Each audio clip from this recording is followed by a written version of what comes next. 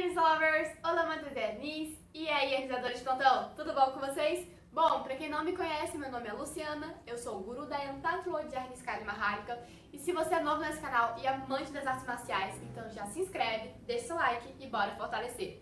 Bom, eu recomendo que você assista esse vídeo até o final, porque, mano, tá da hora. É porque, né, a gente vai falar sobre armas.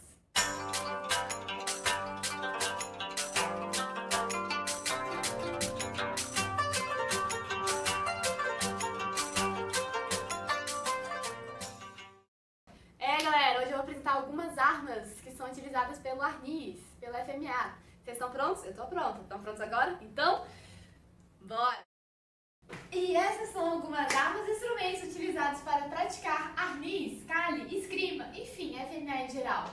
E a primeira que eu vou apresentar para vocês vai ser o bastão. Sim, este que pode ser o cabo da sua vassoura, pode ser um cano de PVC, que pode ser o bastão retrátil do segurança. Enfim, o bastão de treino ele pode ser um pedaço de madeira ou qualquer coisa que caiba na sua mão e seja preferencialmente do formato cilíndrico e que tenha entre 60 e 70 centímetros. Aqui eu tenho 4 tipos diferentes de bastão. Tem esse aqui de junco, que a galera do maracatu usa bastante, mas poderia ser de qualquer outra madeira para os treinos. Tem também esse daqui que é de polipropileno, ou seja, que ele é um polímero, um plástico duro, bem resistente que já dá para fazer estrago. Tem esse acolchoado, que tem um bastão aqui dentro e essa espuma por fora, e já dá pra fazer estrago. Mas também poderia ser um macarrão de piscina, que não machuca mesmo. E tem esse daqui, que ficou por último, sim, por um motivo muito especial, que ele é o melhor material de treino. Esse daqui é o rattan, é uma madeira filipina, ou seja, ele é mais tradicional e ele é mais indicado. E se você quiser saber o porquê exatamente desse daqui ser o mais indicado para treinar arnis, então entre em contato comigo lá no Instagram, beleza? E podemos treinar técnicas de um bastão, 2 bastões, 3, não, brincadeira. Até no máximo 2 bastões. O bastão é a primeira arma que nós estudamos e nos familiarizamos ao treinar arnis. É a nossa marca registrada e é aquela que nos dá base e segurança para progredir e traduzir suas técnicas para outras armas, como o facão. As Filipinas são muito conhecidas por suas lâminas incríveis, como a Cris, também é alguma dessas.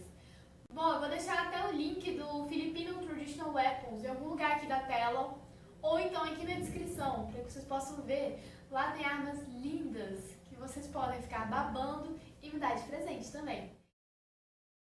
Por falar em beleza, uma das técnicas mais lindas do arnis é justamente a espada e daga. E por falar em daga, o arnis a gente trabalha bastante com facas, tanto as convencionais quanto a karambit, que tem esse anel e a lâmina curva, e a balisong, que pode ser utilizada tanto fechada, como a do Ludulu, quanto aberta. E essas belezinhas aqui são tradicionalmente utilizadas pelo FMA. E juntando tudo isso que eu falei até agora com mãos vazias, a gente tem meio que um pacote do que seria essencial de quais seriam as confluências entre todos os estilos e escolas de arnis.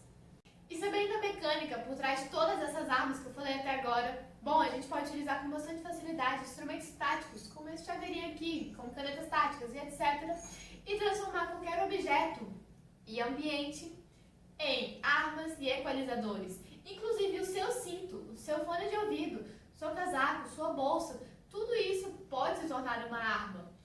E essas especificamente seriam armas flexíveis. E a arma flexível mais tradicional do arnis é o sarong.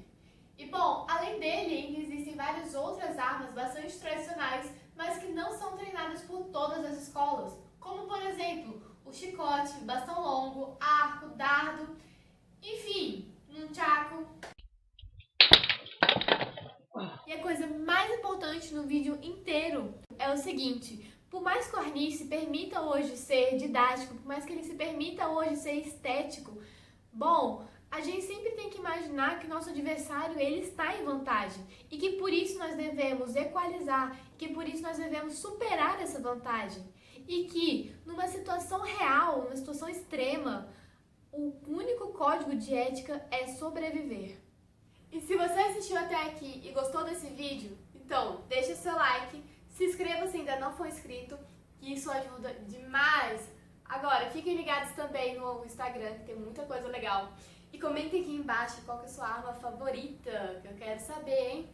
E bom, nesse período de coronavírus, respeitem a quarentena, evitem sair de casa. E muito obrigada. Até a próxima. Mabuhay!